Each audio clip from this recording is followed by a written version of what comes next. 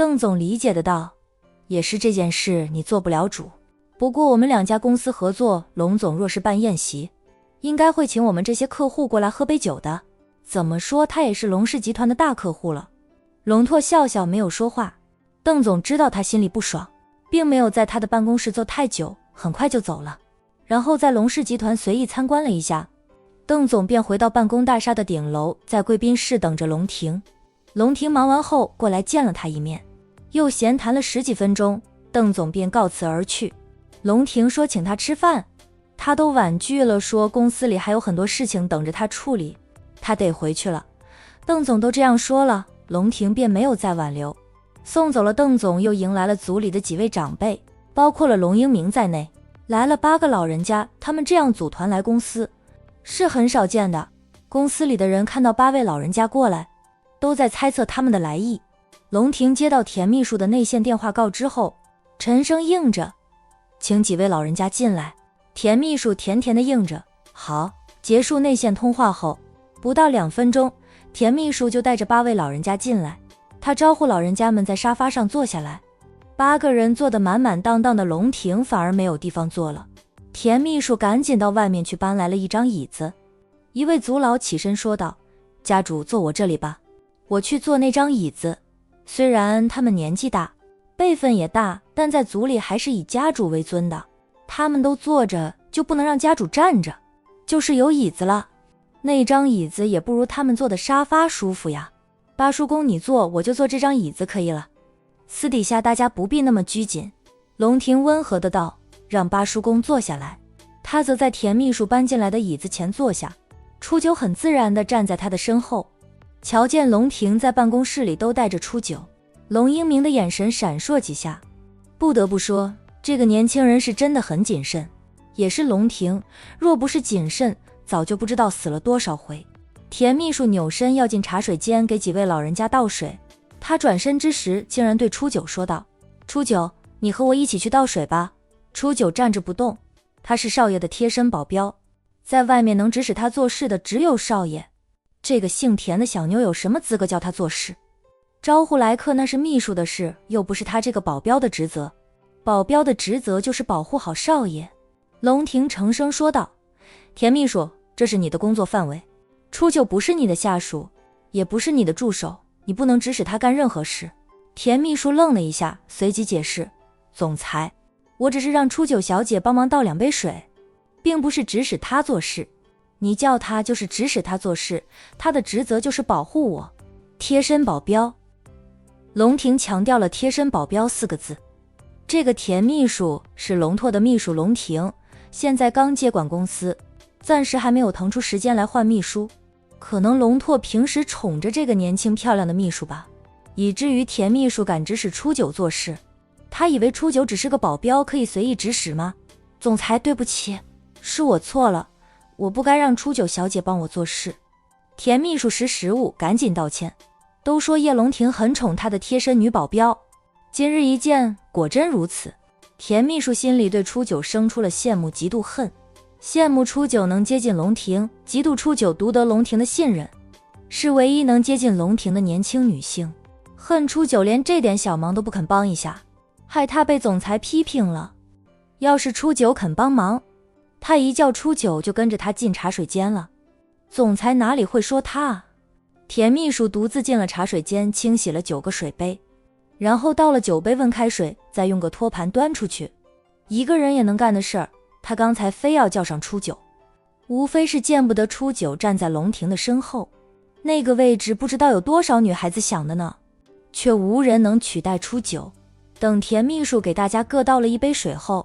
龙婷示意田秘书出去，不用他在里面待着了。田秘书给龙婷倒来的那杯温开水，他是不会喝的，就放在茶几上。几位叔公一起过来找我，是有什么大事要和我商量吗？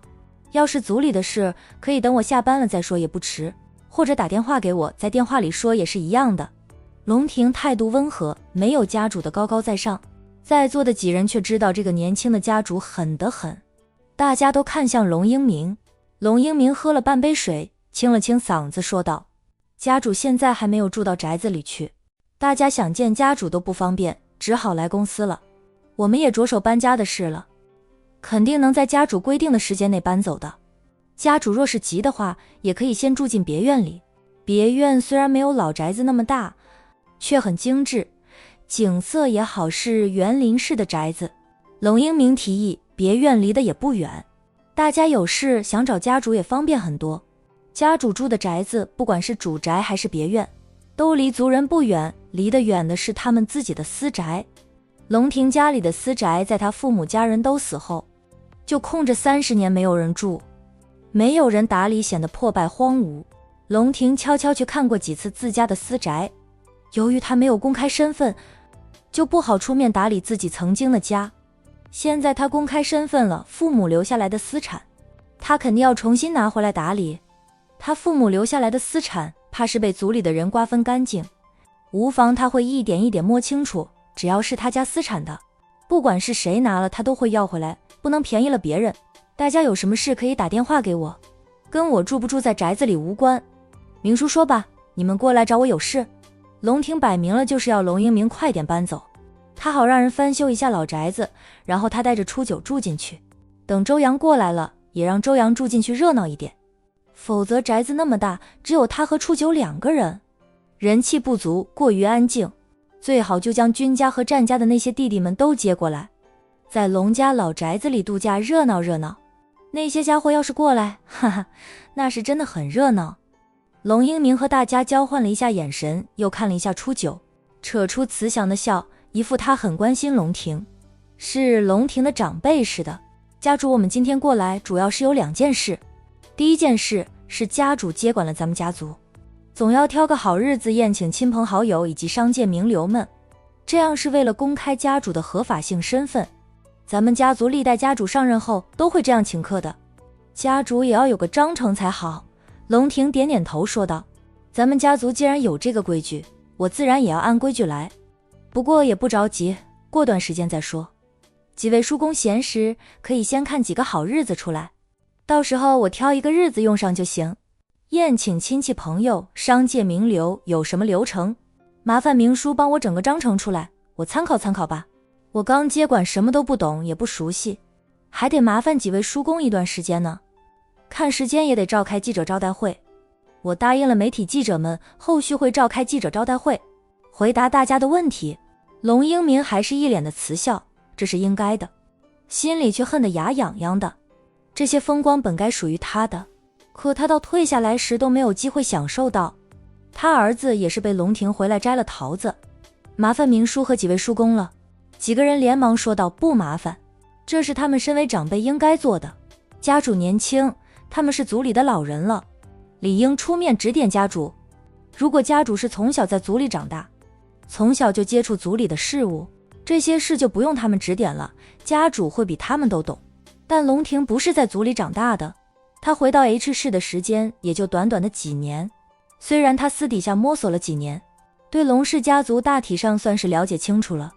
有很多小事小细节，想必龙庭是不清楚的，这就要他们当长辈的指点一二了，也是一个向家主表忠心的机会。说完了第一件事，龙英明再次看了一下初九，对龙庭说道，第二件事是家主的人生大事。家主都32岁了，还没有成家，连个女朋友都没有，家主直系没有什么亲人了，我们这些族叔是长辈厚着脸为家主操心一下。龙英明将他带来的一个小袋子放在了茶几上，那个袋子看着鼓鼓的，不知道塞了什么东西。家主，这些都是 H 市以及几个邻市的豪门千金，跟我们龙氏家族都是门当户对的，年纪跟家主相差不大，人品也都不错的，家主可以看一看这些相片，若有喜欢的挑一个出来，我们帮家主安排见面，培养一下感情就结婚。这件事在我们族里是天大的事，家主可不能推了，不是我们想要催婚，家主若有女朋友，我们也不用催，若是还有弟弟妹妹，我们也不必催家主。家主这一支的血脉，现在就只有家主你一人了，家主一定要结婚生娃，孩子要多生几个，发展人丁，这样后继有人。龙庭喜欢的是初九，但初九只是龙庭的保镖，除了颜值就没有一样能配得上龙庭的。龙英明就想在婚姻大事上为难龙庭，不想让龙庭和初九在一起。其他几个人也附和着龙英明的话，他们七嘴八舌劝着龙婷要接受他们安排的相亲。家主目前最重要的事就是结婚生子。八叔公说道，我们会帮家主挑选对象，家主只管去相看就行。家主你看看这些相片吧，看看有没有喜欢的。八叔公拿起了那个袋子递给龙婷，龙婷没有拒绝，从八叔公手里接过了袋子，打开袋子，从里面拿出相片，一大叠的相片，每一张相片都是艺术照，化过妆的看不出真正的颜值。他随意的看了几张，便将那叠相片交给身后的初九，对初九说道，初九你也看看。初九接过了相片，倒是认真的看了好几张，然后就将那些相片叠整齐，递还给龙婷，恭敬的道，少爷，这是你的相亲对象，你慢慢看吧，我的审美观和少爷不一样，不好替少爷做主，我看不出来他们长什么样。